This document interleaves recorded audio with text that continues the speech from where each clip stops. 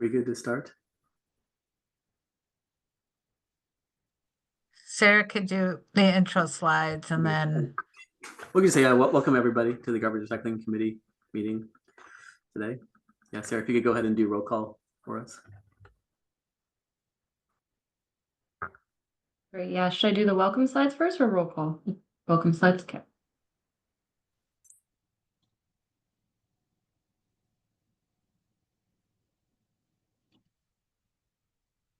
All right. Welcome to April 10th, 2025 Garbage and Recycling Advisory Committee meeting.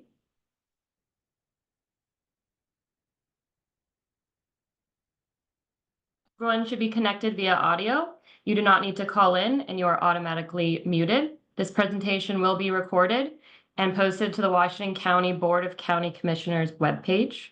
The agenda holds time for public comment. Comments will be permitted in the time allotted per committee rules and at the discretion of the chair.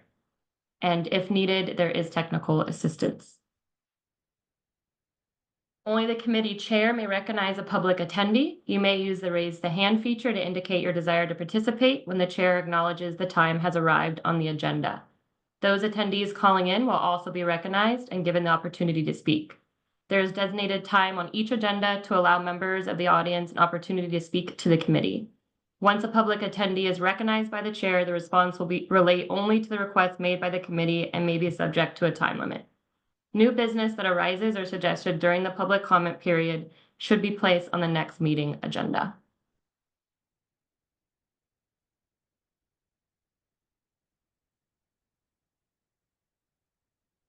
Thank you, and I can do roll call now. Starting with Chair Ashwin Naharaja. Here. Brian St. John. Present. Aaron Stein. present. Christy Dykink. Present. Leslie Albert. Here. Rich McConaughey. Present. Hi. Hello. Sandra Smith. Present.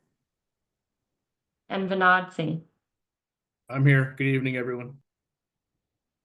All right, that concludes roll call. Thank you. Thank you, Sarah. Aaron, if you could roll us into the GRAC Communications program updates. I can. Since we have 3 presentations this evening, I'll probably stay fairly abbreviated in my updates this evening. I did want to let the committee know that on March 3rd, staff went to the board's work session to provide them a brief update on the Recycling Modernization Act. And that went well. They had lots of great questions. That work session was recorded. So if you have any interest in going back and listening, you can access that on the board's website. That staff are very busy drafting out a timeline, which isn't going to include our rulemaking, all of our deliverables to DEQ, and getting contracts going with Circular Action Alliance. Not only will the county be entering into agreements with Circular Action Alliance, our garbage and recycling service providers will as well. So very exciting, lots of moving pieces, and I'll try to come with a more robust update next month at the May meeting during the update section. I wanted to share with the committee this evening that 2 years ago, our division developed a strategic plan, and as part of that strategic plan, we had a desire to create a biennial survey process that could go out to all of our community members and businesses that are experiencing garbage and recycling services across Washington County. And so we have been working with a department expert from Health and Human Services who's into analytics and developing these types of surveys. And then a small group of our staff have been putting a lot of thought and intention into this. And our goal is to really build a survey that offers us some baseline data that we can then use in that every other year cycle to kind of inform our programmatic and our process changes. So we're really excited about that. We plan to launch that survey in our spring newsletter, which goes out in June. and then we will leave that open throughout the summer. And we'll certainly want your help and other channels' help in pushing this out and getting robust participation. We'll also be leveraging our community liaisons so we can really expand our touch into communities that are underserved. And so we can do that in a variety of ways, reaching out through apartment complex managers. We also have CELS, which provides culturally relevant connection points. So we've identified, I believe we're going to go with the top 5 languages spoken in Washington County. And then we'll do some like grassroots work around getting participation as well. So really excited about that project. I thought I'd give you a few updates on Metro. So Metro has a very robust systems facility plan. It's a 30-year plan. And in the month of March, Metro Council adopted that. And this plan has a variety of moving parts to it, everything from changing some of Metro's facilities' core functions to actually siting and building new facilities. For us here in Washington County, that's really exciting. Having household hazardous waste collection and public depot is on the near horizon. We are in phase 1, looking at having the property that Metro purchased in 2020 in Cornelius developed. And so that's exciting, and they're starting to budget for that process. And then there will be a lot of community engagement as they take this large plan and then break it down into like actionable projects. If you're interested in that, they have an entire web page and some great presentations on the Metro website dedicated just to this work. But certainly lots of big changes coming for Washington County, which is really exciting. Metro is also in the process of adopting their budget, and that's really important because the budget that they adopt directly impacts our ratepayers based on the tip fees. And we should know by the first week of May what their rate increases will be. I'm hoping that I know right before our check-in on May 15th, in case anything unusual occurs. I want to have a little bit of time to react. But we've seen about a 6 to 8% increase the last few years, aside from 2020. It was either 2021 or 2022 where they had a 17% rate increase that really forced us to do some projections, which we typically we don't do that as part of our rate review process. And then what else is going on with Metro? Oh, they're preparing for a large rulemaking, and this will tie into some of the rulemaking and housekeeping that Kathy is working on this year. We originally thought we would do our rulemaking this summer, but Metro, because they're our waste shed authority, we need them to get their rules passed before we can actually go in and do our final housekeeping. And we received direction from your board that they really only want us in front of them once. So we'll be bundling RMA changes, we'll be bundling the Metro housekeeping and our general housekeeping, and taking everything forward as one full package in the fall. And there'll be multiple engagements, I think, with this committee to prepare us for that process, because it's a pretty big body of work. And that's all I have on Metro. Just one last touch point before I hand it over. The county is working on their budget. They certainly have just said it out loud. We're in a budget crisis here at the county. And with that, part of the division's package to support fee offset was to raise our gross receipt revenue, which the haulers pay to the county on a quarterly basis for solid waste and recycling by our certificate holders, by the haulers, from 3% to 4%. That recommendation has been approved by the budget executive leadership team. And at the end of April will be formally published and then reviewed by the board in the month of May. We anticipate that the board will provide a thumbs up. And with that, I'll be bringing forward that fee increase kind of to you all through the rate package. There's no approval form officially from this committee for that approval. It is a code change and it's on the board's will directly. But I'm bundling it all because there is an impact to the ratepayer with this increase. So we'll discuss that a bit more in next month's presentation as well. And the goal is that they would approve it kind of in tandem with the rate package, and no changes would go into effect until August 1st. And with that, I think that's all my updates. Happy to take any questions. Thank you, Erin. Was that last item on the rate increase on the last board meeting, if we were to look back at that? Or No, this has not gone to the board. So the budget package is currently held right now with the budget executive leadership team. That presentation, I think, gets presented to the board. I can't remember the exact date. It's the third week of April. So we're still a couple weeks away from that being published. And then there's a public comment period that comes along with that, and several hearings and presentations to the board. The board will, I think the goal is that the board adopts by the last week of May, has all their review done, and then the official approval of the budget is expected to be adopted actually the same day we take rates to the board, which would be June 17th. okay.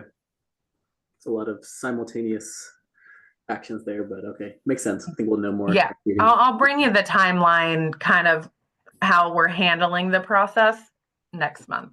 When was the last time we did an increase like this? Just curious. Never. It's been since 1969, 69. So Okay. we have not. Other jurisdictions have. We have the lowest in the region. Most jurisdictions are between 5 and 6% on the gross receipts revenue. There are some jurisdictions in the metro region higher than that, up to 12 or greater percent. So we're on the low end. It's nice because when you look at our rates in comparison to other jurisdictions, we always skew. We're either the lowest or the second lowest, but this will have a little bit of an impact. We'll definitely see some leveling out in rates. Okay. Yeah. Thank you. Any other questions, comments? If not, thank you, Erin. We can go on to committee news and calendar updates. Kathy. Thanks. Just a few things. First off, I wanted to let the committee know that Pete Pesters, that was a member of the committee, his first term ended March 31st, and he has chosen not to reapply. So we are still recruiting for that open public position. And then additionally to that, Myra Hernandez informed us this week that she is resigning. So we will have 2 open public member positions. Folks can still apply. The recruitment ends on April 15th,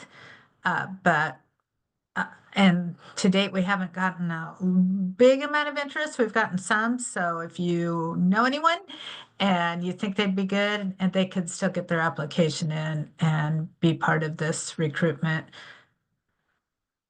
Having said that, it's a reminder that the Washington County always does a volunteer appreciation night every year. This year it's April 24th. It's at the Wingspan Event and Conference Center over at the fairgrounds. It's at 5:30 p.m.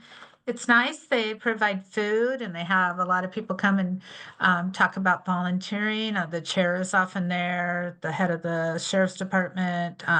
They have raffle baskets. They have, it's meant to give recognition to the various volunteers that help the county do its business, that provide assistance to the board. It's amazing to me sometimes when I can see how many different teams of volunteers there are that give back to the community. So if you all haven't indicated that you will be there, I sent you the link before, so please go ahead and do that. Next month, as a reminder, the meeting is 1 week further out than it normally is. It's the third Thursday, which is May 15th. That's to allow for an extra week of our annual rate review process. It is a meeting that has that action item, so it does need a quorum. And since we're down to only 8 voting members, it's really to the extent that if you absolutely can, please try and make that meeting. It's also a pretty substantial item that I always appreciate all of the various input and community interests that I hear whenever we discuss rates. So that's important. And I also have on there chair and vice chair elections. According to the bylaws, we typically are supposed to do them every 2 years. It's been both Ashwin and Sandra have been doing it for more than 2 years, a few months more, approaching 3 years. So I haven't gotten any interest yet from anyone. Correct me if I'm wrong, but I think I heard from both Ashwin and Sandra that they don't want to be chair. So if somebody would want to step up for that, that would be great. I'm not sure what I'll do if there isn't a chair or a vice chair, but I'm hopeful that I think, Ashwin, I hope you would say it's not a huge amount of work. It's more logistical and meeting with us on items. There is some additional work, but it's a chance to lead the group. Yeah, I'll just add, yeah, I think it is fun to be chair. I think it's interesting, especially if you have ideas and things you want to do. I think just if you're interested, I think don't be bashful about it. I was pretty new when I did it. I don't have issues continuing, but I think it's important that other people have interest should take the lead, get the experience, and you have the whole committee there to help you. So it's not difficult, but it is interesting, and sometimes you get extra donuts when you go to visit places because you're the chair, or it's fun to meet. You get to meet like county commissioners and things like that. So it is a recognizable position that people do appreciate. So I think it's a worthwhile endeavor. I'll just say, yeah, I was hoping someone else would be interested because I've been doing it for a while, and I ran out of things that I could think of because you guys have been so supportive of bringing in all the stuff that we've asked about. So it'd be nice to see if someone has some fresh ideas and interest in pushing on new things.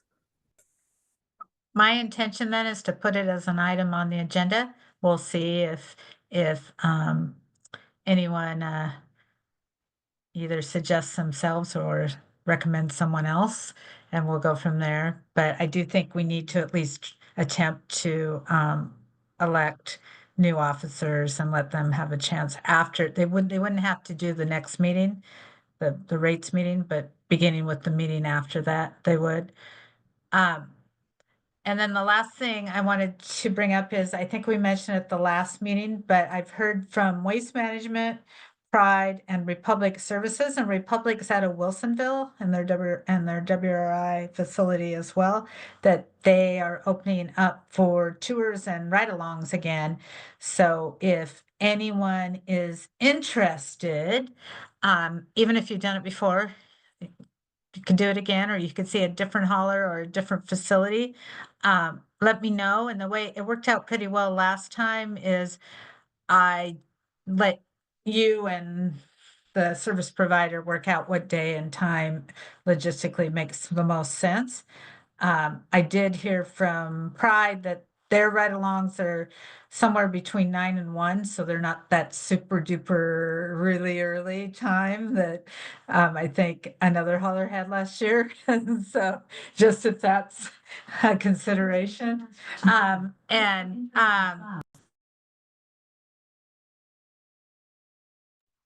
It's those darn reminders from Alexa suddenly popped into my room. So I just, you know, when we post the recording for this meeting, I'll send out a little reminder message about elections and about the ride-alongs and who they're with. And then you guys can get back to me if you're interested. And I'm still working on tour, at least maybe sometime this summer or later this spring, as something to get out of this Zoom meeting box that we're in regularly when we don't have action items. So that's all I have.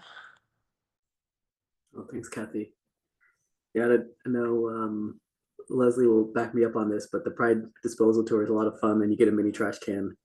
And they have a really cool facility, cool drop-off stuff. So highly recommend that one. And it is much easier to enjoy at 9 a.m. than the waste management one at 5 a.m., which I think I had to be there. Kathy, I didn't see a calendar on the agenda. Am I not looking in the right place, or do we just need to also still work on the farther out than the next rate review? So the calendar is actually in our document, but when we had some logistical issues, we're still working through this new iAgenda posting on the board's work on their page.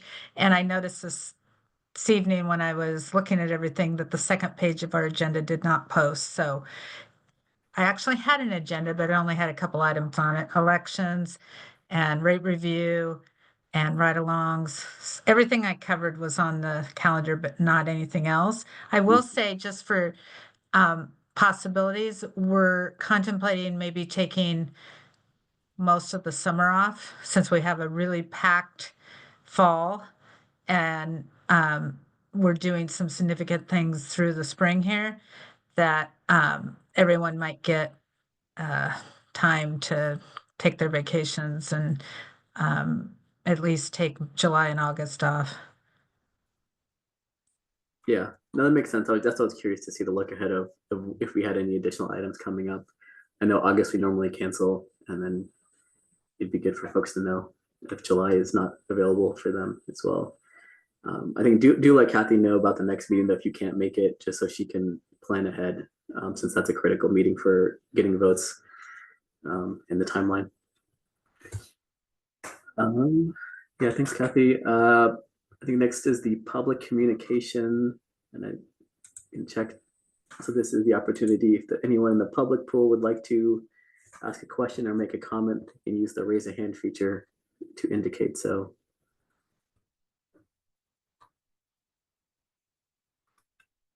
If not, there will be another opportunity at the end of the session for public comment.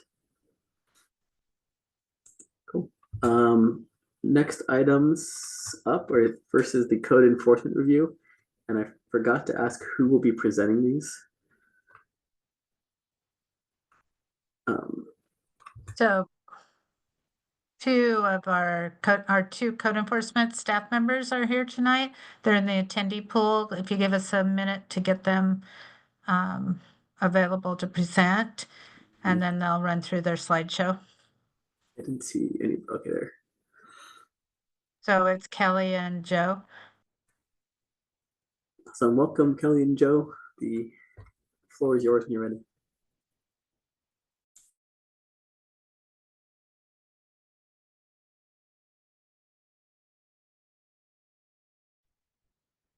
I'm just waiting on Kelly. She's supposed to start the presentation. I just unmuted, and I'm just trying to start my video here for you. There we go. Hello. We are the two code enforcement officers for solid waste and recycling. Myself, Kelly Hearn-Shepard. I've been with this team for a little over 20 years doing code enforcement for solid waste and recycling at Washington County. And Joseph Ramirez has been with our team for, I think, just going over 5 years now. I think he's heading towards 6 years this summer. So we are happy to be here with you tonight and give you an overview of the code enforcement program. Part of it, there's more, but we just wanted to chat with you tonight and give you an overview of some of the main things that we do often in our team. And Sarah's going to help us by moving along our PowerPoint here. Thank you. And so Joe is going to start us out with accumulation. So accumulation is covered under chapter 8.20. We put the relevant code there at the beginning. The biggest part of it is that it needs to create a hazard to the public health, which most people do not. We end up having to explain that to everyone. And it covers accumulation of household garbage and junk, accumulations that create a habitat or an attractant to rodents and vermin, animals, and any accumulations that create a public health and safety hazard. Next slide. Here's a couple examples of accumulation of household garbage. You can see that it's just haphazardly just stacked and pushed together, which creates a habitat for things to live. On the left side is something creating a habitat. It was mostly just junk and solid waste. On the right side, there was a lot of food waste that was just kept and attracted a lot of rodents at the property. Next slide.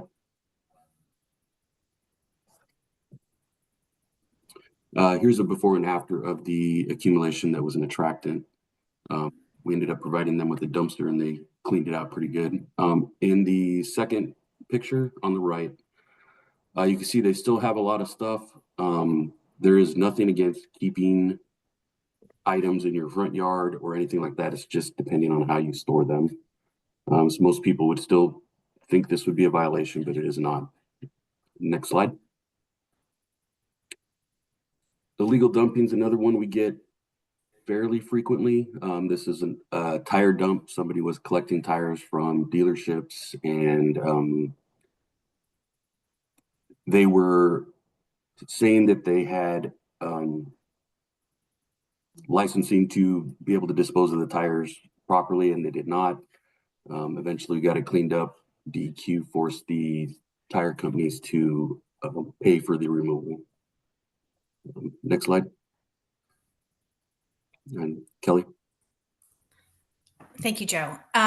One of the other areas of the nuisance code that we oversee, one of the overgrowth is one of the bigger ones in our summertime, especially because once the tall, dry grass on the lots and even around the houses gets dry, it becomes a fire risk, which is a violation of 8.20. And we also look into overgrowth of vegetation that creates a habitat for vermin. This is like blackberry briars where they can hide in there, find food and water, and live within the briars. And so we're often brought to properties where maybe even a whole backyard is covered in a blackberry briar. Also overgrowth that obstructs vision of a roadway, like when you're on a corner and you're trying to look to the right or the left to make a turn, but the bushes or grasses are growing so that you have to keep creeping out and you can't see safely. Or overgrowth that blocks the public right of way, like a sidewalk. And if you can't, walk down the sidewalk safely and you have to walk into the street, that's a safety hazard. So that's another thing that we look into and help the public find a way to clear the violation so it's safe. Next slides, please. And here's some pictures of, on the left, the overgrowth creating a habitat. That's a blackberry briar that we asked to have cut down and removed from the property. And on the right is just a fire hazard of dry grasses that could easily, be ignited in the summertime, especially. Next slide. Joe? Yeah, so this is a typical complaint we get. And you would think it was a violation. It is not. So A lot of people store items along the side of their house, in front of it. We get calls all the time because it just looks unsightly, but there is nothing that actually states that you cannot store items in your front yard. Next slide. Another one, if you would think it's a violation, there is dry grass in the background, but it is short. Some overgrowth on the left, but it is not enough overgrowth to create a public health hazard, and somebody storing items in the trailer on the street. None of that there is a violation. The stuff in the cart is up off the ground. It doesn't allow for access to things to start making a home. It does look unsightly, but it is not a violation. Next, we also, as you also volunteer and help, the county with overseeing complaints and concerns about our garbage hauling franchises. And that's under 8.04 in our code. And some of the common things that we get calls about and the public needs help with is sometimes like missed pickups, bill discrepancies, where they haven't been able to work it out with their hauler, spills from garbage trucks. Sometimes it's like a hydraulic fluid, like they'll get a leak in a line and it'll go down the street and needs hazmat cleanup. Or sometimes it will be out of a yard debris truck, like leachate coming out. If a seal is not tight, it can leak out onto a public road and needs cleanup too. Sometimes we have where they're having difficulties contacting their hauler and getting assistance. So we act as a liaison in between to make sure that they make contact and that the outcome is taken care of and that there's no other follow-up needed. And we also oversee illegal drop boxes that are left for compensation in unincorporated Washington County. In unincorporated Washington County, the franchise hauler has the complete right to haul all of the garbage and solid waste. And so drop boxes that are dropped within unincorporated Washington County are investigated by our team. Next slide. Joe? Noise control. We handle some things under noise control just because of our duty hours. We're kind of restricted to what we can actually address. Construction noise during quiet hours, we typically will get a early morning complaint that somebody started before the 7 a.m. quiet hours. So we'll go out and speak to the construction managers or whoever's on site and let them know about the working hours for construction. Excessive noise from properties. Typically, we're not able to address too many of these as quiet hours happen when we're off duty, so we're not able to go and actively investigate while it's happening. Vehicle noise from idling vehicles or mufflers that are too loud, we typically do not get to address because of we don't have the ability to pull over vehicles or run plates. Typically, we'll point people to the sheriff's department for those complaints. And we approve or deny all noise variances for public projects out in unincorporated Washington County. Any approvals for noise variances are only approved if there's a benefit to the public. We do not approve noise variances for parties or weddings or anything that is recreational.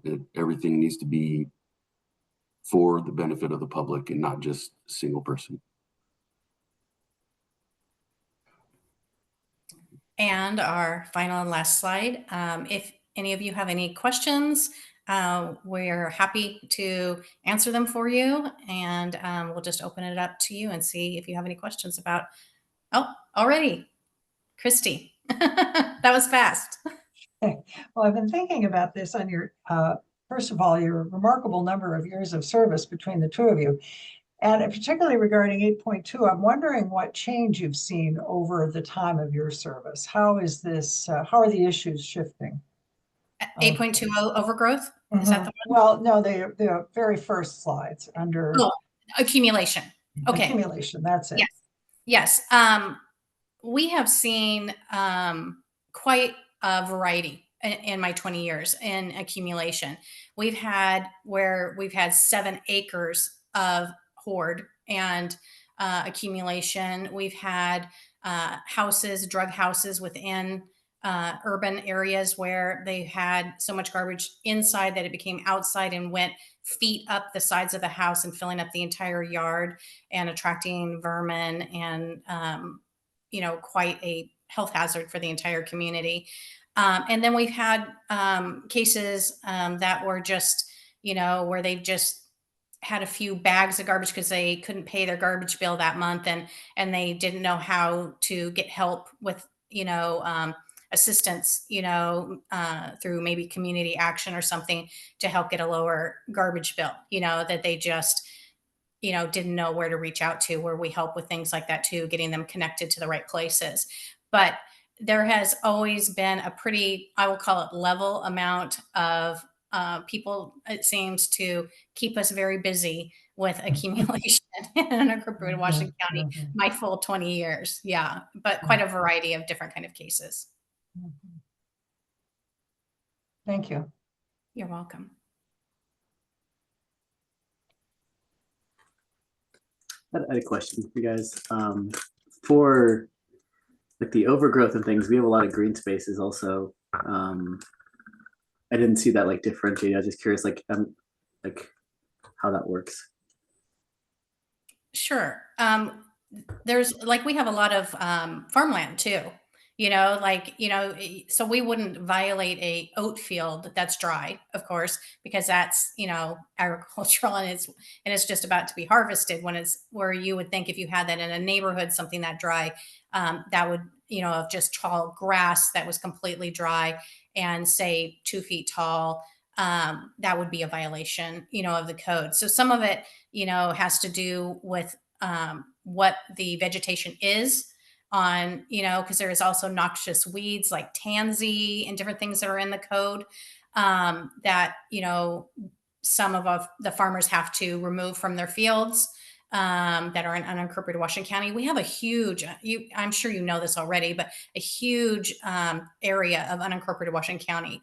It goes all the way from Portland over to Wilsonville, out to almost within 35 minutes of the coast, out towards Timber and Manning in that area. So we cover like a very diverse demographic of, anything from an urban, house to, a farm.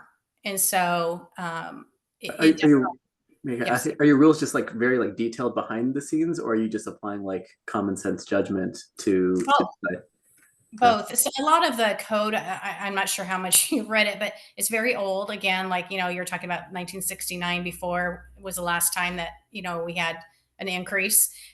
Well, the code was written in the 50s. So a lot of it has not been updated. So some of it is very gray and takes common sense, and one thing that has helped me with that, is, of course, training. Plus also I grew up on a farm in Tualatin, out 50 acres there. So that's helped me, know, when I'm looking at farmland, what tansy looks like, what is a normal hay field or, oat crop or things like that. So some of it's just, like you say, common sense, from experience, and some of it's interpretation of the code. To address the green space question part. Yes. So we don't typically violate green spaces, just because if we ended up getting to fines, most of those are owned by the entire neighborhood. And we'd have to end up fining an entire neighborhood for those violations. So typically what I end up doing is trying to get neighbors to talk to each other and try to get them to take care of it together, since it is their space, and try to address things that way. But no, we do not typically violate green spaces. Mm-hmm. Oh, thank you.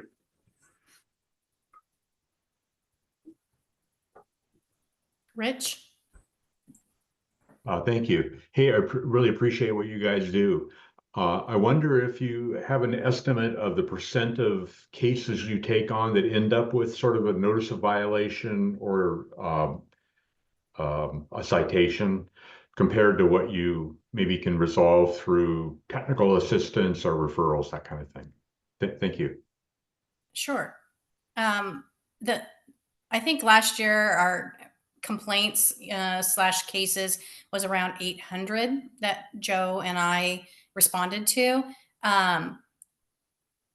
We're very proud that the majority of our cases that we get voluntary compliance, which means that we find, ways that they can comply and not be, cited into court, because we believe as a county that we're not there just to give citations to put in the coffers, that we're trying to make it a safe and, better place to live. And so we work with them as long as they're working with us and coming to a conclusion of coming out of violation of the county code.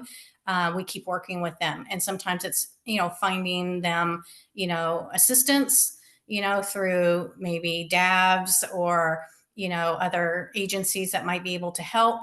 And sometimes it's just, being there and, being a cheerleader to keep on going and to work through it. Because sometimes you go there and they just said, yeah, I know I should have done that.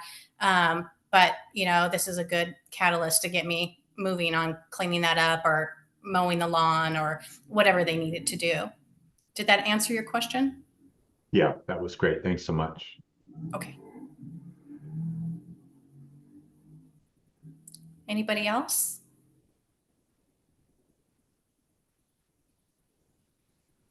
Okay, thank you very much. We appreciate your attention and hope you enjoyed our presentation tonight.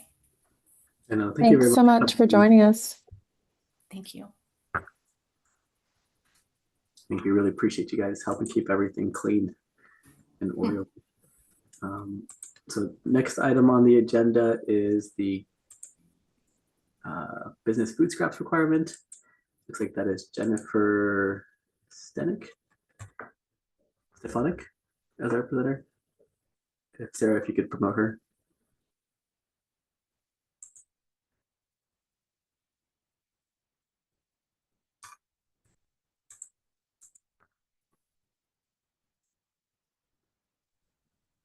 Hi, everybody. Hello, welcome. Hello. Yeah, I'm Jennifer Stefanik, Washington County Green Business Coordinator. I'm going to pull up my slides here.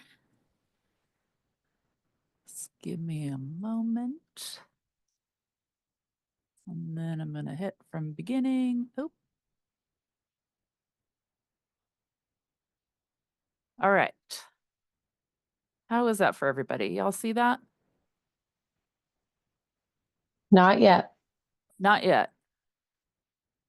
Oh, here's the share sound. Screen 2. There we go. One last share button at the bottom. Okay. I haven't done a presentation in Zoom in, maybe like 3 months, and seems like Zoom has changed once again, but all good. Okay. One piece I do need to change here. Let me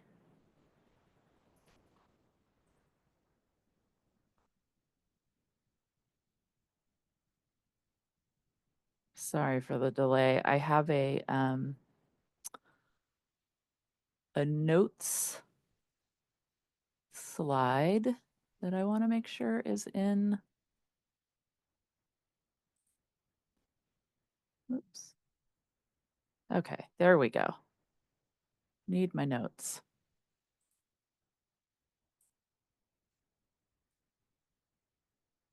Okay, thank you for your patience.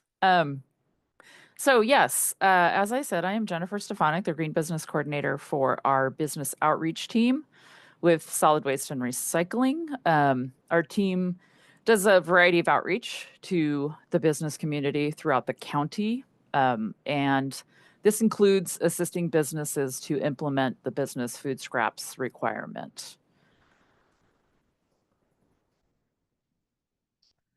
So for the agenda today, I'm just mainly going to be focusing on the business food scraps requirement, which will include our progress to date, the compliance status in every jurisdiction or each jurisdiction that's participating throughout the county. Then I'll talk about a few regional and local data points, some accumulation, the amount of food waste that's being generated throughout the county and also regionally. Then I'll share a short 2-minute video about food waste prevention, which is a big focus for the region and our work. When we're doing outreach to businesses, we're always looking for opportunities to talk about food waste prevention and really assist the business, in a kind of a step-by-step process. And then I'll wrap up a little bit and I'll share a little bit of info about our technical assistance program, just kind of some of the other program elements for the Green Business Program. So I'm just going to start off a little high level with a bit of background on the regional business food scraps requirement. And then a little later, I'll share the progress that our team has made with complying close to 600 businesses throughout the county. So I'm, not sure how familiar folks are with this food scraps requirement. But excuse me, it started around, back in July of 2018, Metro Regional Government adopted a mandatory food scraps collection policy, whereas before it's been voluntary since about 2008 throughout the region. So in 2018, it became a policy. And so this requires all food producing businesses like restaurants and bars, grocery stores, corporate cafeterias, assisted living facilities, and food manufacturers to collect their food waste separate from garbage for composting. Food scraps are really a priority material throughout the region. They cause a huge amount of greenhouse gases when they sit in the landfill. And so this has been a big lift and effort to get this type of material out of the landfill. So in that time, local governments had adopted the policy, including Washington County and the jurisdictions throughout. Depending on their size, there are some cities throughout the county that fall under a business threshold, so they weren't required to participate, but many of them are voluntarily. And then, so with all that, we were supposed to start this implementation for the food scraps requirement in March of 2020. The pandemic postponed everything to March of 2022. So now our timeline has really been restricted. And I'll get into a little bit more of that timeline here in a moment. But, so since March of 2022, the last 3 years, our team has assisted almost all of the businesses, close to 600 businesses that meet this minimum threshold to participate, that they're required to participate. So businesses that generate a certain amount of food waste are grouped by volume, with the largest category being about 200 gallons or 4 60-gallon roll carts per week of food waste that they generate. And I'll share a slide here in just a moment about what that really kind of looks like. So when we assist these businesses, though, you can see on the screen here, there's kind of examples of where the cart, the accumulation in the cart, and how a business would have this set up in their kitchen. But so when we assist these businesses to kind of bring them to the status of compliance, we do several parts of this process. Are to connect them with their garbage and recycling collection company to set up the compost service. Our program provides free bins and posters. We train staff at the business in English and Spanish. And, we help to troubleshoot any contamination issues that might come up. So it's a food-only program. So, if we find that businesses just aren't understanding what they can put in there, we can go back and just make sure that their programs are staying a food-only program. And then, those additional site visits, we just are currently following up with the businesses to make sure that they're still compliant.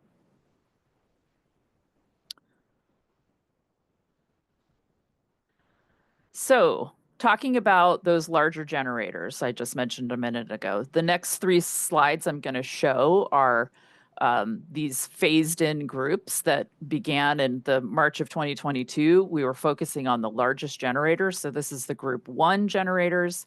So when I say group 1, we're talking about grocery stores, large cafeterias, larger full service restaurants that would accumulate, or excuse me, generate about 1,000 pounds, about 1,000 pounds, or 4 60-gallon carts, like you can see up here in the upper right corner, of food waste per week.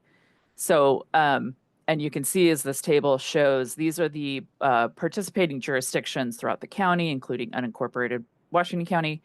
And we've got most of the businesses, 106 businesses that are compliant. I'll talk about a waiver here that's in this middle column.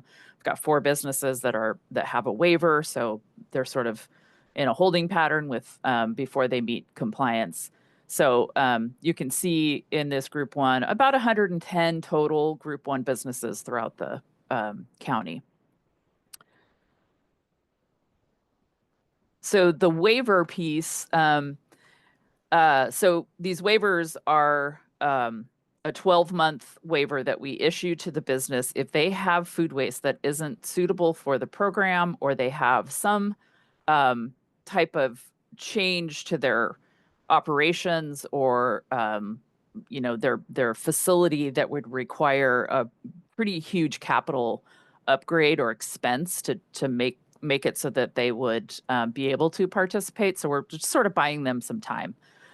So we've got right now mainly a few grocery stores that have a waiver because we are having issues around the region with a rendering facility. So a rendering facility, if you're not familiar, is a place where butchery operations and these larger scale butchery and grocery stores take or collect, and their meat and fat and bone waste is collected and taken to a facility and used for rendering.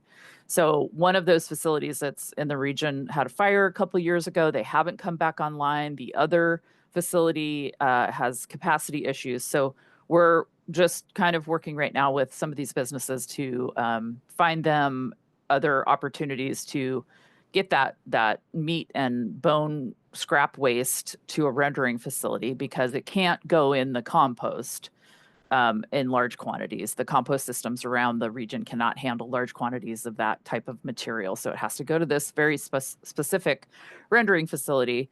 And so Metro, other folks are looking for options, and we're just hoping that there will be an alternative at some point in the near term future. So that's what those 4 waivers are about.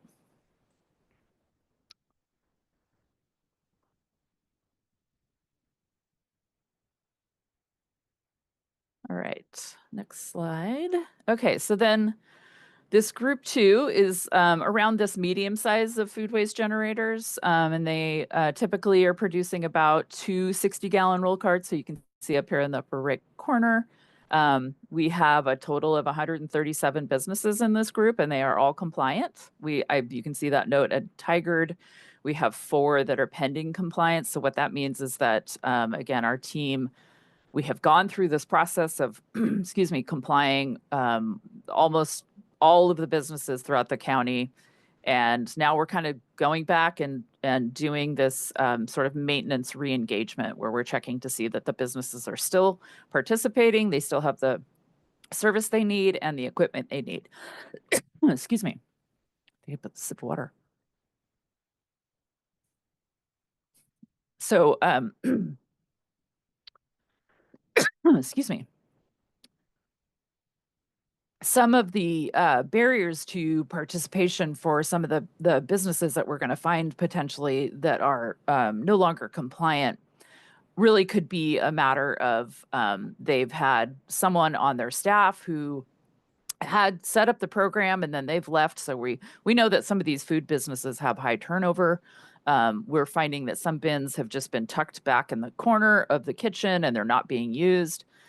Sometimes the hauler will miss pickups, or there's issues with their carts. There is some contamination, or just really some other reasons that the businesses have kind of fallen off the participating in the program. So this is going to be kind of a, this is a long-term kind of part of our program, and we're going to be kind of getting a better understanding of how we're going to continue to do outreach to this number of businesses to make sure that they're still compliant. And we have multiple ways of kind of working both with, business contacts and the garbage and recycling collection companies to make sure that the businesses are still collecting, and just kind of overall, we're strategizing how we'll have a long-term plan for this. And then for group 3, they're the smallest food scrap generators. They generate about just one 60-gallon roll cart per week. And excuse me, we have just our business team of 4 of us have just wrapped up the outreach phase with our group 3 businesses just as of the end of last year, kind of the very beginning of 2025. And so we have about 95% of the businesses in group 3 are compliant. Excuse me. And this group has most of the schools throughout the region are included. So, and schools are kind of interesting because a lot of their operations sort of take a pause for the summer, and so do their food scrap programs. So we will be anticipating that those schools will be pausing, and we will be re-engaging with many of the school districts this fall to get the schools back online with implementing the food scraps collection. And you can see, so that middle column that says implementation, that's kind of that range of businesses that are still left to meet this full compliance. So at some point we will have full compliance for our group 3 businesses as well. So just want to talk a little bit about some successes and challenges that we've had over the last few years. I'm going to take another sip of water. As I mentioned in an earlier slide, out of the almost 600 businesses, it's 590 to be exact. I kind of keep track of our data, and some of the businesses will kind of fall off the list, and we'll have to make sure that they're collecting again and compliant again. And so I use Salesforce as a software tool to kind of track our compliance. And so as I had mentioned, this kind of re-engagement process will just kind of be an ongoing need. But so over 580 businesses now compliant, and 47 of those businesses who are under that one 60-gallon cart threshold. So they're generally collecting just under that makes it so that they're not required to participate. We have 47 businesses who are voluntarily participating, which is great. Or they're participating with their neighbor business, which is also, they fall under the requirement. So we've got some businesses out there that are sharing carts, and they're participating because they just want to kind of do better with their business and participate in the program. And then, so some of those data points regionally, over 69,000 tons of food waste has been collected so far throughout the region. So Clackamas County, City of Portland, City of Gresham, these are all the jurisdictions around the region that this requirement is taking place. And and then of that, about 12% or 9,000 tons is just here in Washington County alone. So we're making some progress, and it's good to see some pretty high numbers of the amount of food waste being collected. And so that contamination piece is relatively low during our site visits. Our team goes and we go back and we check out the carts in the back of the restaurant or whatever the food facility is. We open those lids and we take a look and we see how it's going. And we're for the most part finding that the businesses know that it's a food only program. It's pretty clear. So that's been a success. I've kind of, in the beginning, it was a little bit challenging to think that we're going to run into a lot of contamination issues, but by and large it's worked out pretty well. So excuse me. And then some challenges. as you can see, this first one, this service comes at a cost in most of the jurisdictions. Most of them have a rate that is set for commercial food scrap collection, except for Tigard, City of Beaverton, and our unincorporated areas are the 3 areas throughout the county that the food scraps collection service is bundled or included in their garbage rates. So they are not paying extra for that. And as you can imagine, those are areas that we kind of focused on first because we were hoping early adoption and we were hoping that businesses would just easily kind of start these programs. And for the most part, that has worked out. But even though it's, sort of free for the business to do it, there's still some internal kind of pieces that have to come together for the business to set up the program, train their staff. There's kind of a time piece that businesses feel like it's going to take them longer to do the program. And in some cases, maybe it does until they kind of get their system figured out, and other businesses find it really easy to do. So,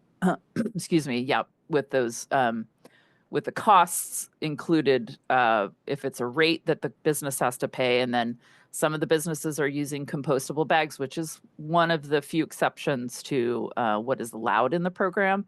And those are fairly costly as well. They're not required, they're an option, but businesses do like to use them. They help reduce odors and pests, especially during the summertime. It's just tends to be a bit cleaner when they're using bags. So cost is definitely a factor for this requirement.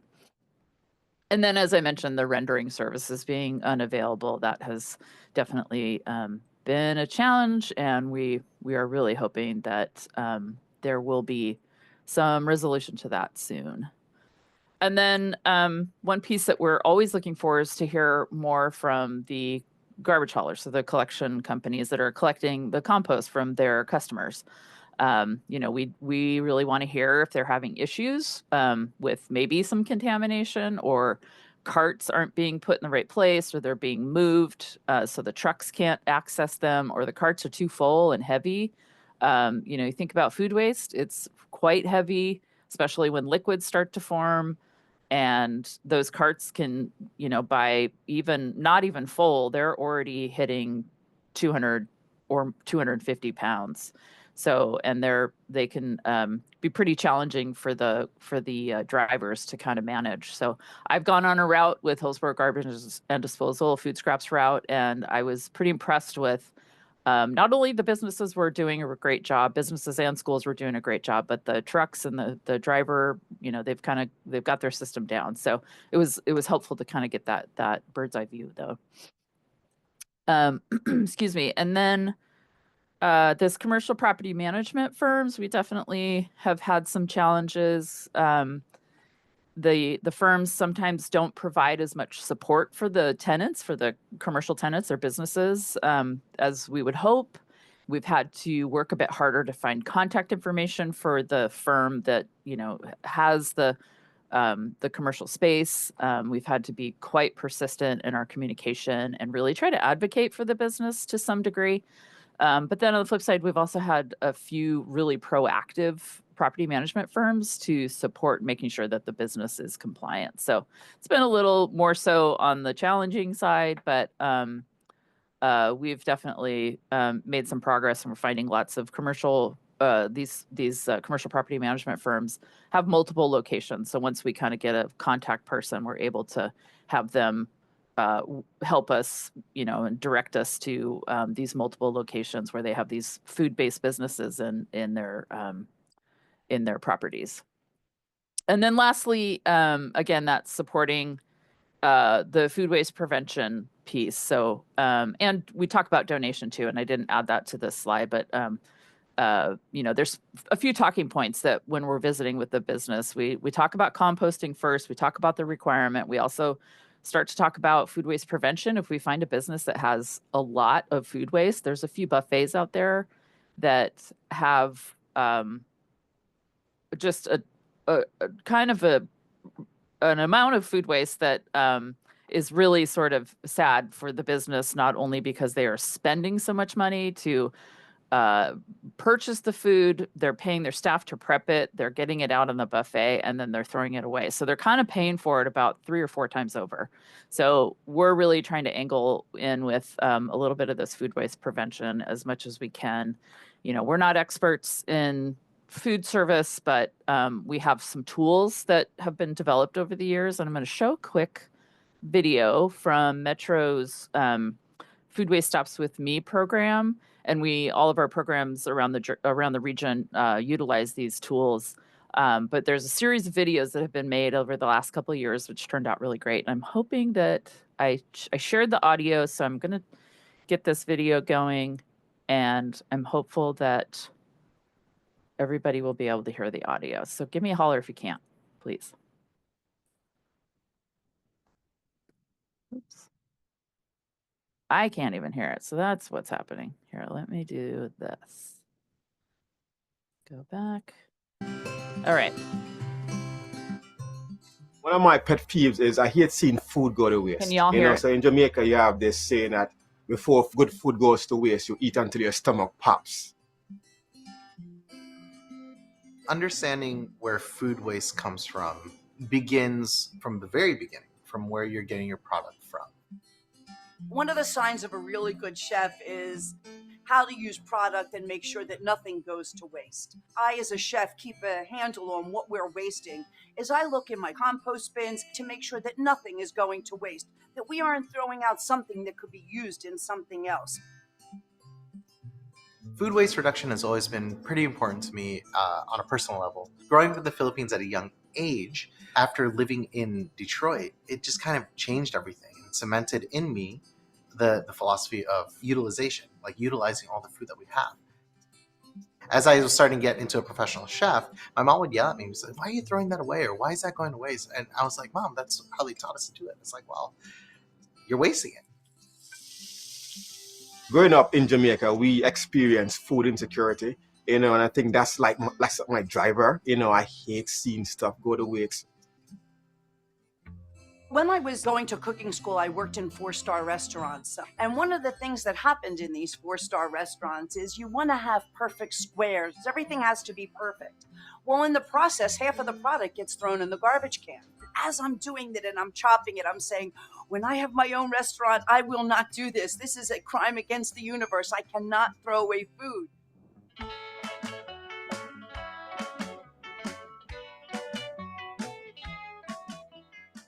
Conserving food and not wasting food makes so much sense, not only for the universe, not only for the environment, but also for your pocketbook. Everything all ties in together, from numbers to cost to storage. You have to have a grasp on all of this in order to achieve the goals that you want to achieve, which is to make money and minimize food waste and to maximize your profit. Now, in our current work environment, our labor costs are through the roof. We do everything here from scratch, and the only way I can balance out that high labor is by keeping my food costs lower.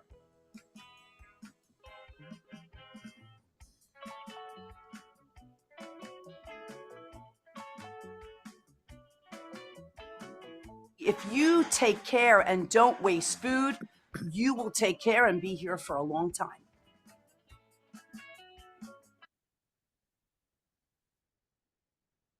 All right.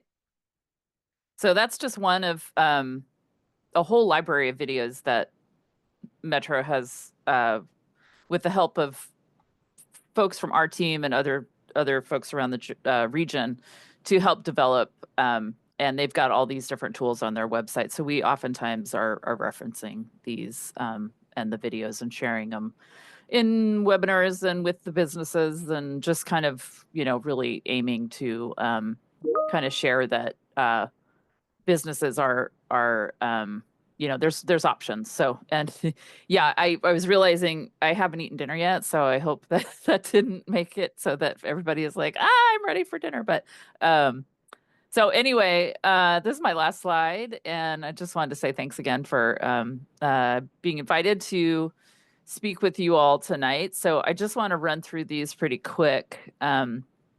And these are just some focus areas for our business team and the technical assistance that we provide.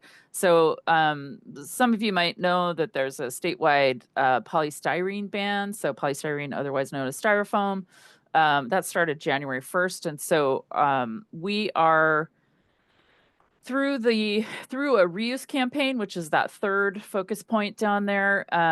We are focusing on outreach to businesses. We're creating a campaign that will focus on outreach to businesses to really engage with them around reuse and discontinue the use of polystyrene. So we're talking about some food businesses that are located at maybe a food cart pod, or it's just takeoutware at a regular type of brick and mortar business. So we aren't actively going out and trying to find businesses that are using polystyrene. This is a complaint-based system. The DEQ is managing this ban, but we are doing follow-up with the businesses. And through the reuse campaign, we're going to have some information about other options than styrofoam. There are plenty of other options out there for takeoutware and single use. So we know that businesses still have to use single use, so we're going to work towards trying to find better solutions for that. And in the process, have conversations around reusable, durable serviceware within their operations. So there's sort of a multiple conversations that we'll be having around the ban. And then the reuse campaign. And I slid in the Earth Day roundtable event that's coming up in a couple of weeks. And if anybody would like to attend that from this group, I'm happy to share an invite. There's a little registration. It's free. It'll be in the morning for a few hours on April 23rd. We'll have some businesses there. And Vinod will be there just talking to some of our businesses, just answering some recycling Q&A. And Vinod, I owe you an email, so keep an eye out in your inbox. Okay. And then, so we also have I don't know if any of you know, if you all know, we have a certification program through a sustainability certification program through our Green Business Leaders. And so we work with businesses to go through a checklist, and we have initiatives that are, if they reach a certain number of initiatives, they can be a silver or gold level business certified for 3 years, and we walk them through the process. And then we have an annual check-in to make sure that things are going well. And this is a part of a regional certification. There's other jurisdictions around the region that utilize sort of similar initiatives on their application. And we have recently acquired a new tracking tool, which is a database that will provide some metrics around energy and water consumption and solid waste reduction. So it's a really cool new tool that we're testing out just kind of behind the scenes. We're going to incorporate it into our certification program. So if you know any businesses that would like to participate in this certification, please send them our way. I think it's going to be something that the businesses can really utilize, because they'll be able to see in real time how their reductions are making a real impact. So I'm pretty excited about that. So that's happening this spring. And then our last one there, the business resources, that just means that we've got our program. We provide free tools and training. We provide recycling bins, compost bins. We do presentations like I'm doing. And we have bilingual staff to help with any of that kind of, education and doing just sort of overall outreach to the businesses. So we've got quite a comprehensive program. And that's all I've got. So if folks have any questions, I'm happy to reshare my slide if necessary, but yeah. Thank you. And questions from the committee? I do have one question to start us out with. I was curious about between the different groups. I guess I was kind of surprised that there weren't more businesses producing more food scraps. Maybe it's just my impressions. Things that come to mind are like coffee shops, or I guess I'm curious if you can give us like some examples of like group 1 versus group 3 type businesses. You mentioned schools, but I didn't catch there was like other things in there. Yeah. So, you know, when you think about like a coffee shop, actually, some coffee shops generate a lot of coffee grounds. So we are working with, you know, the many Starbucks that are out there. Some of them have a grounds to garden program where they give away their coffee grounds to their customers. But we still expect that they create a lot of that coffee ground waste. So they're still required to collect because we can't let their grounds to garden program replace this requirement. So, but some of the locations don't generate that amount, so they'll fall in that group 3 category. Most Starbucks aren't in the group 1, so the group 1 is really like there's a buffet in Tigard that has 14 of those 60-gallon food scraps carts serviced every week. So, you know, that's what I was talking about, the buffet waste. So they're definitely a group 1. So anything over that 4 60-gallon cart, It was again, 4 or more. yes, 4 or more. Okay. Yes, 4 or more. And And the upper limit of that is like 16 with the buffet. Is that? oh, there's a 14. There's a grocery store that has 30. Okay. And that's because they don't have container service. So there's some jurisdictions, some of the haulers don't have containers, like a 2 or 3 or 4 yard. But even at that point, over 2 yards of food waste, the trucks are going to have a hard time handling that. So, but yeah, you know, it's with those grocery stores too, or other like a food buffet. That food is difficult to recover in a donation situation too. It's already been out on a hotline. You know, it's hard to manage any kind of prevention there, except trying to introduce the business to this idea of seeing if there are ways that they can prevent that food waste. But and then, you know, the smaller businesses might be Subways. There's some Subway restaurants that generate enough food waste to be in that kind of almost in that group 3 category, and some of them are participating voluntarily. So it's kind of the range, you know, if you just kind of think about like a Cheesecake Factory where they have probably you know, larger plates of food. The service staff are taking all the food from the dining areas. That food is making its way back to the back of house area in the restaurant, and that food has to make it into the program. So it's food from customer plates, it's food being prepped in the back. And then, you know, thinking about grocery stores, all the produce, everything that they cull from their produce departments, or you know, dry goods are typically donated, but you know, deli items, things like that. So it's really quite a range that we see. And surprisingly, you know, some of the restaurants are generating a lot more because of there's just no other source of recovery for them except for compost. So does that get to your question? Yeah, that makes more sense. I was just trying to like imagine like how many businesses there are in the area, and it just seemed like a lower number and not as much waste as I was expecting. But I think that what you said makes sense, that there's, you know, it just depends on the type of business. Yeah. It depends on the type of business, and it depends on the you know, management. It depends on how staff are trained. There's just so many factors that go into it. You know, I worked with a Taco Bell on a audit, like a week-long food waste audit, and they collected all their food waste every day for 7 days, and they generated about 5 gallons a day. And they discovered that there was on their POS system, their point of sale system, there was an inaccuracy that was causing them to generate something about ordering additional beef burritos, and so staff were over ordering for their customers. It just ended up that they were wasting not a huge amount of beef every week, but if you know, over the course of a year, that's thousands of dollars. So we did a little bit of math, and we were able to kind of get to a problem that they had in their POS system. So, you know, it just takes kind of trial and error, and we've done a lot of waste audits or food collection audits for some of these businesses where they just don't know. So we need to get them to separate it first to try to figure out what category they fall in. And we don't really tell them that they're a group 3.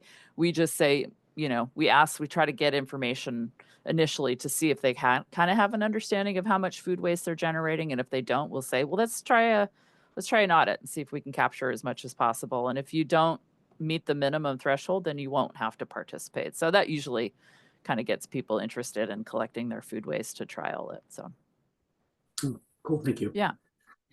Any other questions, comments from the committee? Not. Thank you, Jennifer. Yeah, thanks for having me. Appreciate you Yeah, coming and educating please, us.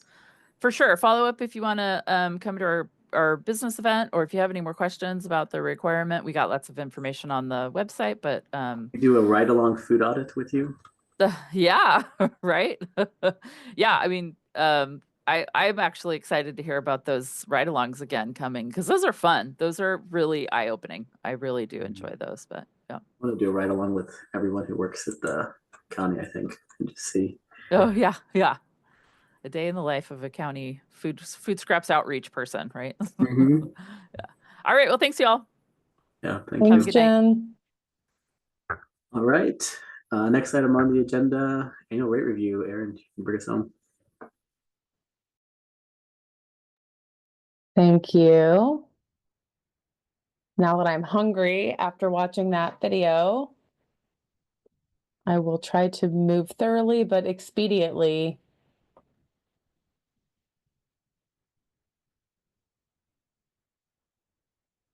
through this. Can you all see my slides? Yes, but it's not in presentation view. It's the. Okay, I'm gonna do. How does that look? Yep. Great, thank you. All right, well, welcome everyone. We're gonna wrap it up here. I'm gonna just do kind of an annual rate review process overview, just so everybody can come prepared, or if you don't have questions tonight, could be thinking about things over the next month before we meet again in May for me to go over the official results of this year's annual rate review.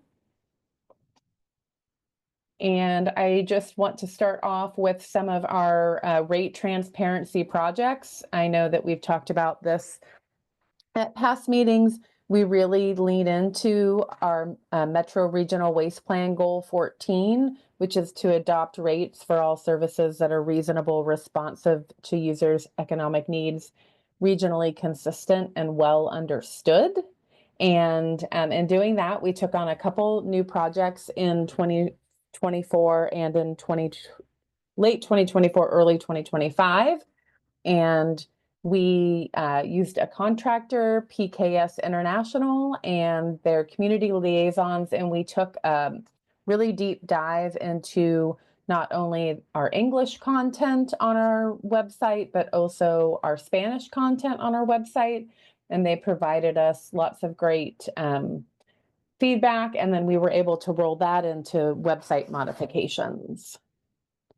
And so actually, if you go to our website and look for rates, it has a totally new look and feel. And the presentation does have a link to the rates page if you want a quick link.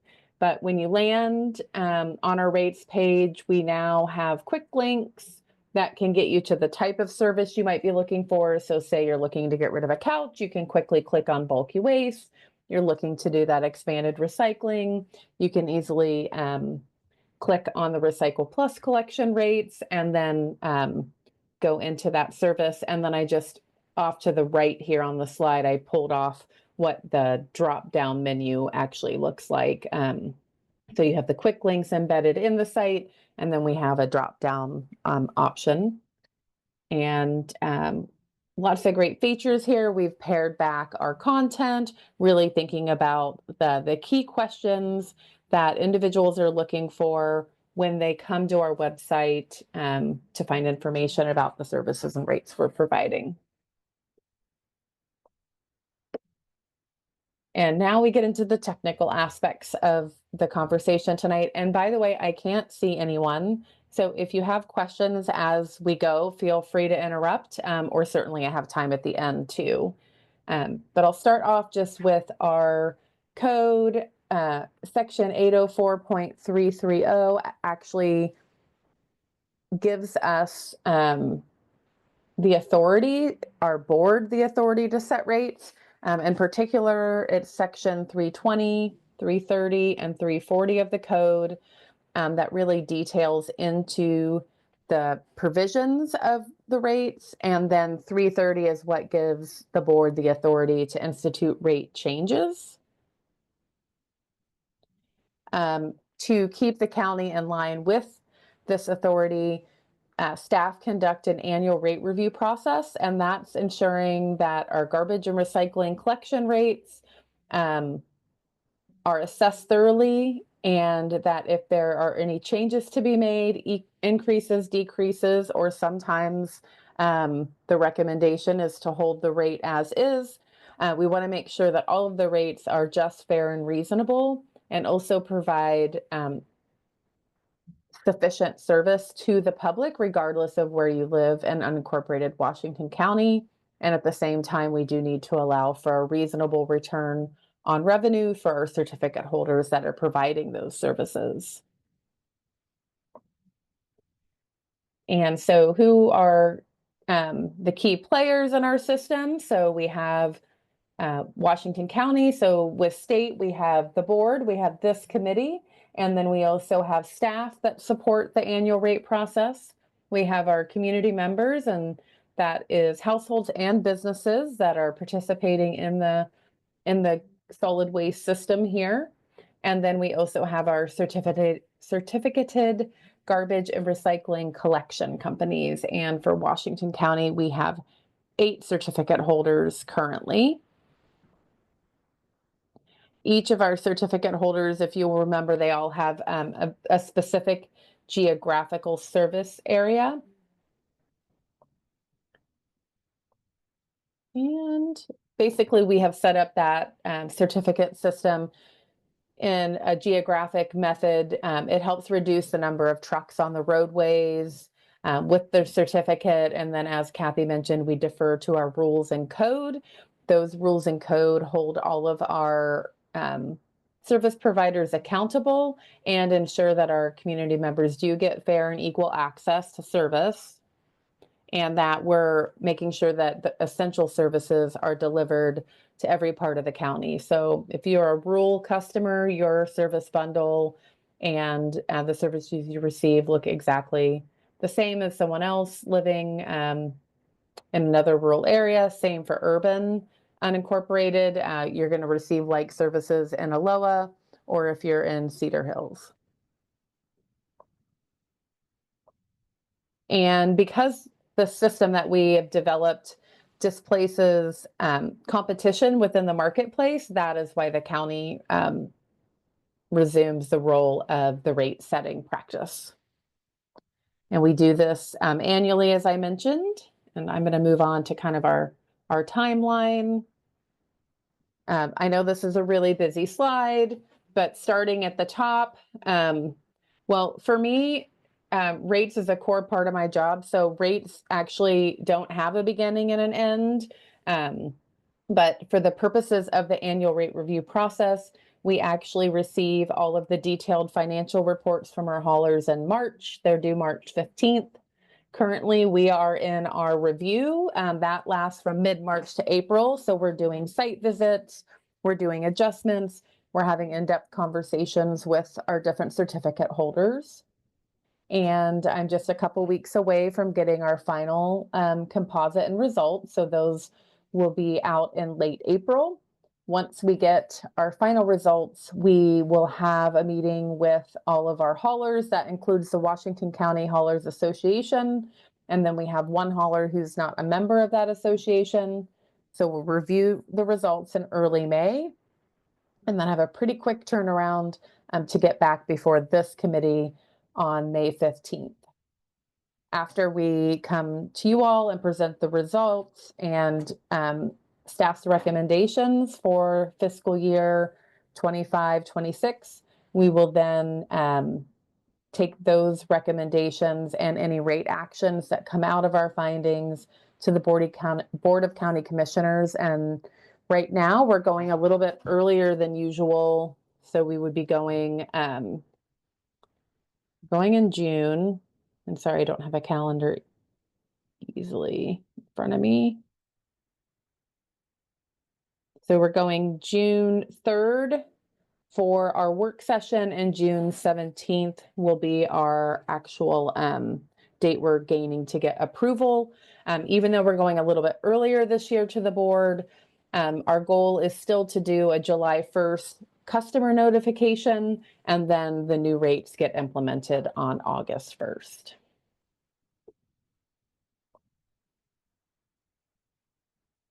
So I know that some of you have been through the rate process before here at Washington County, and others have not.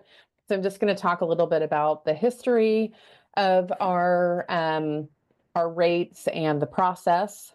So we did, the county did a bunch of studies in 2009, and at that time they established basic service rates for all lines of service, and they used CAN weights, tonnage analysis, and operational cost to actually take a deep dive and establish our base rates. And ever since then, we have reviewed our haulers financially, their financials. We look at each certificate holder service area. Costs are allocated to that certificate area. So we're just looking at costs for unincorporated Washington County. And also we get a snapshot of their full business numbers as well. And to take that deep financial review, we contract with a CPA firm. We currently use Marina and Company. We actually just extended their agreement, so we will utilize their services for another 3 years. And they don't conduct an audit. They conduct a utility review, rate review.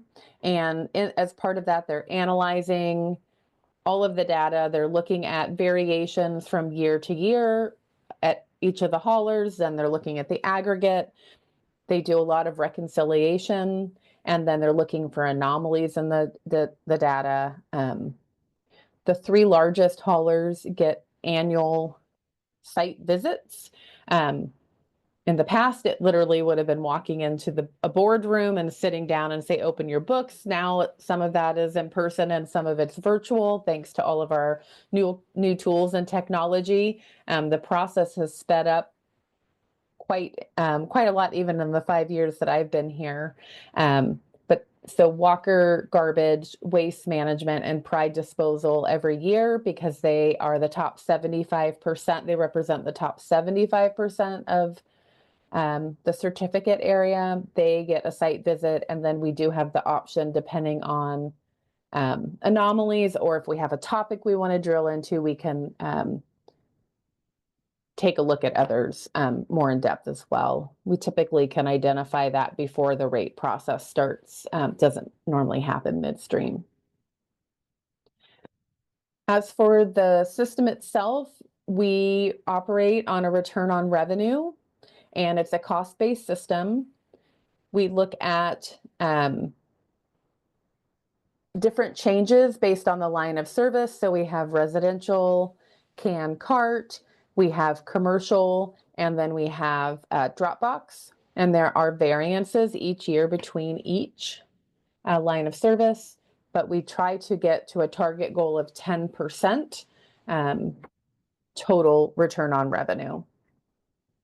And then the goal of our annual rate review process is to just do a reset on the system. So we look at the prior year's financials, and then we calculate the rate increase, decrease, or sometimes we get to hold for each line of business that it's going to require to return that to the 10%.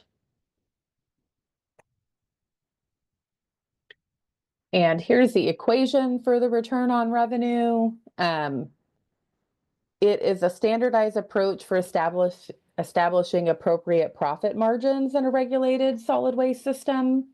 And we use this because garbage hauling doesn't require very significant capital expenditures and investments. And because we don't look at, we look at individuals' financials, but we treat the system as a whole, we actually use aggregated data to do this calculation. And what we're doing is we're taking all of the revenue that the solid waste system received, subtracting the expenses, and we'll determine the total profit. And then we're going to take that profit and divide that by the revenue to get the return on revenue. And like I mentioned, we do that for each line of service. So we do that for the residential can cart, the commercial, which is the containerized, and then the drop box line of service.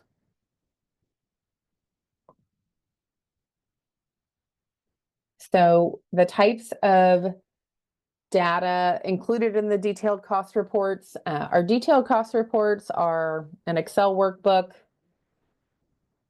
There's 20 tabs. There's so much financial data that gets pulled in. We're looking at everything from wages, labor, finances, equipment. We want to know customer accounts, how many accounts they have, operational expenses. We look at stops. We look at a bunch of their direct costs. So if you think about their direct costs, these are the expenses that a company can easily connect or trace to a specific product or service. So if they know that Bob is their employee and Bob only works on unincorporated Washington County, his direct costs can be costed to us through this process. If it's maybe a larger hauler with shared routes, we have like indirect costs. So indirect costs can be office space or operational costs. So if you have someone maybe that is in an admin office and that hauler has operations in multiple jurisdictions, they're able to allocate costs to all the jurisdictions for that admin's time equally, and it's typically done based on customer count. Other things that can be indirect are like office space or their buildings, their copier, items that are shared purpose for the business. And then we use the allocation system to bring those costs down to our level.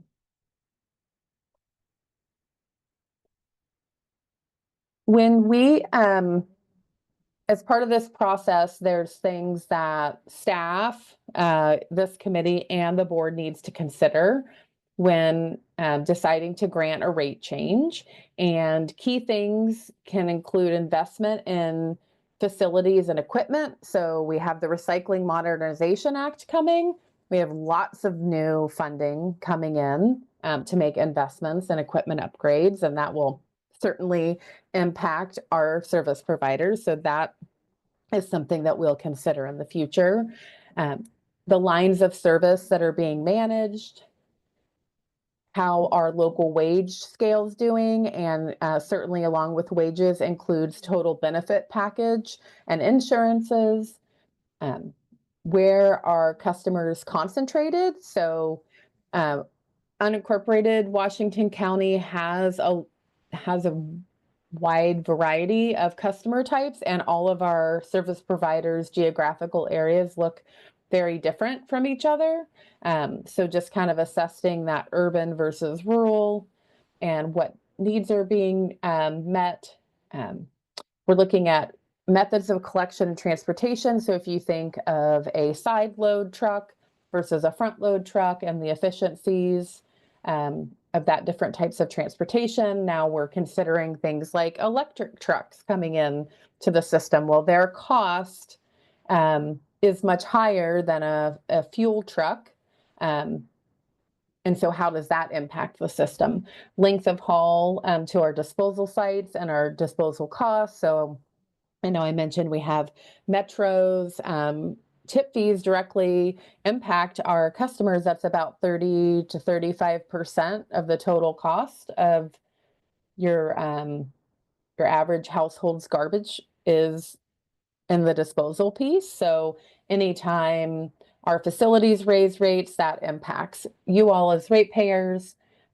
We do need to consider that reasonable return on revenue for the haulers, and then thinking about system impacts. And so these can be foreseen or unforeseen, you know, we're not that far removed from COVID. So 5 years ago when I started, I joined right as we were all getting sent home for COVID. And there was a lot of questions about, oh, well, if part of the workforce goes down, can we even collect garbage? And so when we're talking about unforeseen circumstances, we need to be nimble and responsive to those types of things. Okay, so collection rates, I already talked about this, and I'll get into it more next month, but we're going to be moving forward with the increase of the gross quarterly receipts from 3% to 4%. Oh, sorry, I got click happy. So when we're talking about outcomes for our stakeholders, staff are committed to making sure that our rate review process and the rates that are recommended out of that process remain fair, just, and reasonable. Our community members, we want them to be confident and that the garbage recycling services that they are receiving are fair and reasonable, and that they have equal access to service. So if you think about our establishment of the reduced rate program 2 years ago, that program has seen good success and is helping with that equal access piece. And that also we need businesses to want to be certificate holders and to provide this service for us. So we make sure that they have are able to earn a profit that is adequate to provide these essential services. I'm not going to dig too deeply into the different types of rates.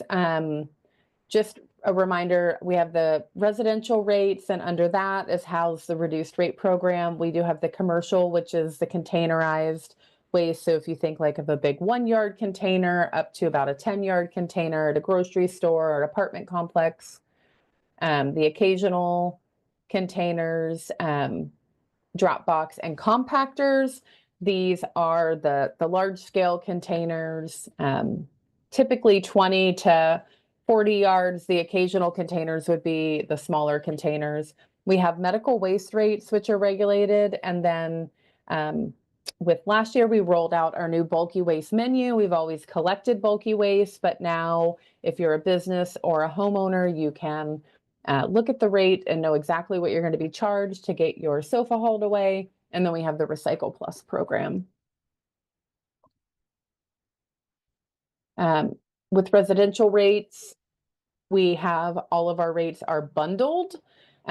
We do have a will call service available. So if you don't want to receive weekly garbage and every other week recycling, you can do a will call option.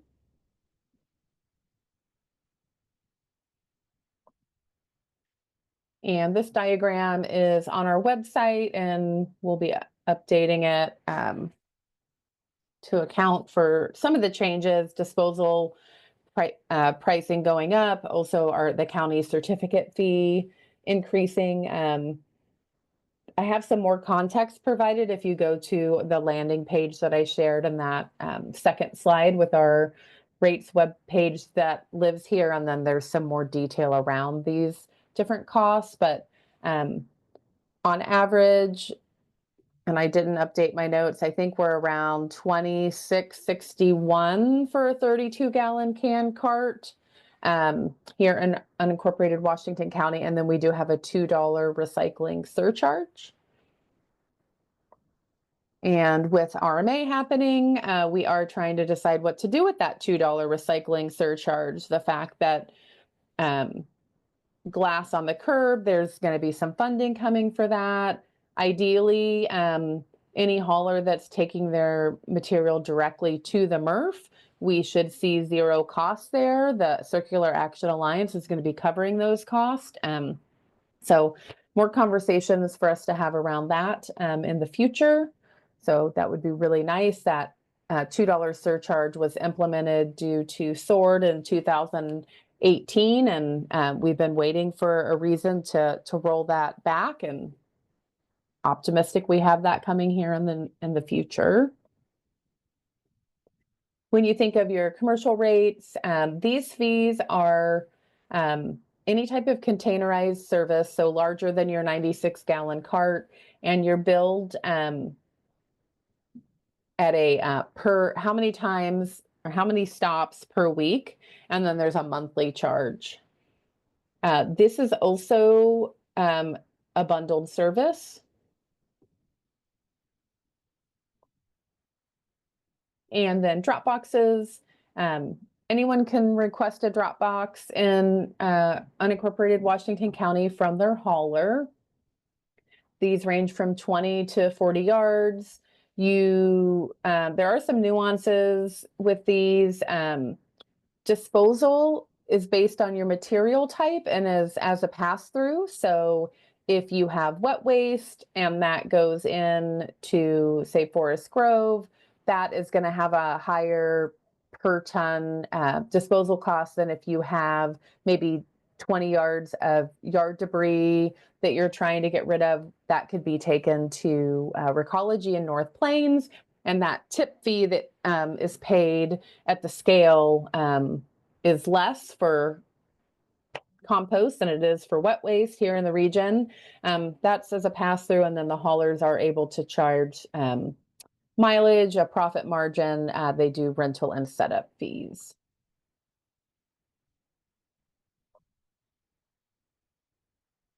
So medical waste, the price is determined by the number of containers and the size, and all medical waste does have to be placed in approved medical and sharps containers. That's for the safety of everyone handling those materials. Everyone currently in unincorporated is subcontracting this service out. No one's directly providing this service at this time. And with that, I think I've reached the end. I'm going to stop sharing, and I'm happy to, pull the slides back up if we need to. Thank you, Erin. Any questions for folks? I feel like everybody has been through rates except for maybe Rich. So maybe he's familiar, but it's a good reminder on everything that's coming up. Plus the added complexity. Yeah, I think we have lots of exciting things to consider with RMA. We're, of course, looking back, not projecting forward, so next year, but as we start thinking about those things and start seeing the changes come online in July, we'll be able to have some of those conversations and be thinking a little more intentionally early about how things are going to shift for us next year. So I'm pretty excited, for that and for our ratepayers. And then this is the first full year of food scrap collection data. We'll have 2, correct?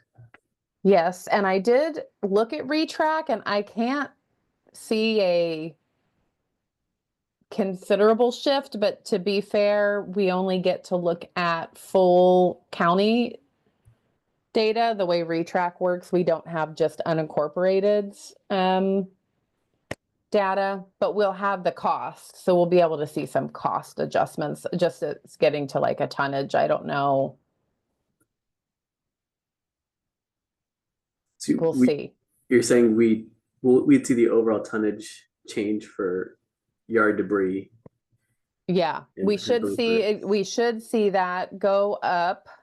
But I don't know My initial thought is I don't see that it had a significant income, but I haven't seen the finals. We're still working through adjustments. So once I get all that programmatic data, I'll be able to take a better look. And actually, one of the projects that I had our CPAs work on, just based on my limited capacity, the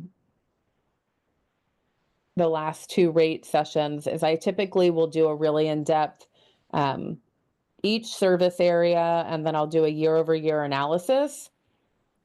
But it didn't really have a format to put that into tables and nice graphs and really look long range. And so Marina's compiling all that programmatic data at a 5-year snapshot for me, which will allow me to just be a little more nimble in my assessment. So we may see some things when I get that data that that I'm not seeing how it's currently aggregated. So yeah, more to come. Cool. No, exciting stuff. Looks like no other questions. Rich, I recommend maybe just looking at the last year's rates meeting if you have, just to kind of see how things went, but should be interesting. So thank you, Erin, and good luck with all the data crunching and stuff over the next few weeks. Look forward to it. Thank you. So we can go to the last item, which is public communications. Anybody in the attendees pool, we use the raise a hand feature. Looks like we do have one person, Elizabeth. If Sarah, if you're able to promote Elizabeth, we can field the question or comment.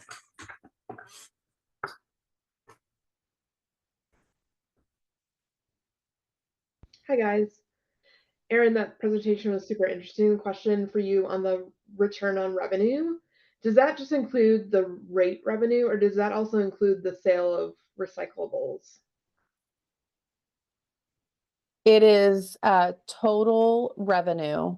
Okay. So it is all the revenues they've realized. So they've actually, sale of recyclables has varied. So they've been paying for recyclable management for the last couple of years. There was a brief point in 2023 that they were getting paid, but for the last 5 years, for the most part, we've been paying for recyclables to be managed. That's what's really excited about the Recycling Modernization Act coming. Those types of costs should fall out of the system if everything goes as planned. Perfect. Thank you. Thanks for the question, Elizabeth. And we have Sandra, you have a question? I want to clarify the rates have nothing to do with the Recycle Plus and how much income or revenue they make off of that or losses, correct? Is that correct? Yes, I do get those numbers, but that program is subsidized by the system. It's not standing alone as far as the monies we receive to conduct that program don't cover the cost of operating that program. I didn't know. I want to make that clear so Elizabeth knew that. I didn't know if she was thinking maybe that was part of the rates, the recycled revenue, but I thought I'd bring it up. Thanks. Yeah, it will be interesting to see the Recycle Plus component. I'm assuming it's probably still small like medical waste, but it'll be good to see. Cool. No other questions or comments. Thank everybody for coming and all the presenters. There's a question in the Q&A.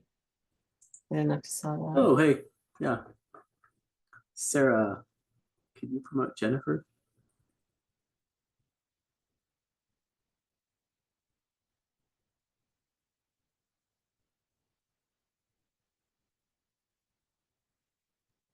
Hi, Jennifer, if you want to ask your question. Can't hear you just yet. Question is about Ridwell. There's a lot of interest in the citizens of Washington County about using Ridwell. I know there's been a lot of legal issues and political issues around that. I'd like to know when the county will reevaluate their relationship with Ridwell, and how can citizens be asked about their input about whether they want that service. Thank you. Sure, I'm happy to take that one. If you are in unincorporated Washington County, you can certainly escalate your interest to the board. They have, you could do that directly to your representative. the board did rule that the staff were to create a like program that is Recycle Plus. So that is the direction we were given from the board, is to provide a similar service. We understand that they are not the same, but the way the franchise system has been established, that does not have space at this time for Ridwell to operate in.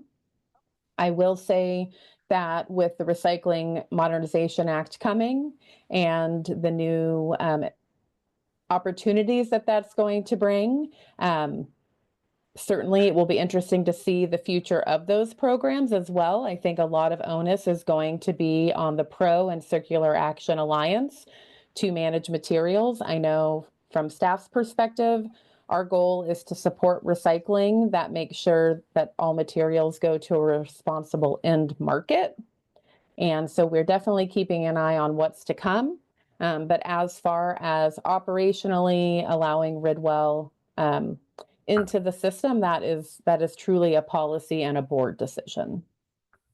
So how do we, as citizens, influence that board decision? Because it kind of is circular, you know, it's part of the franchise agreement, but how is that changed? How can we change that? Yeah, I think just writing your interests to the board and just letting them know that you still advocate for that program and that business model. That's the best way. You can come in to an active board meeting and provide public comment. And they also have a channel online that you can express your interests there as well. Thank you.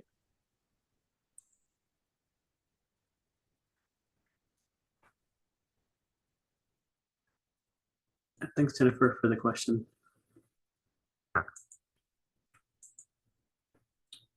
There is nothing else. Kathy, you want to say something?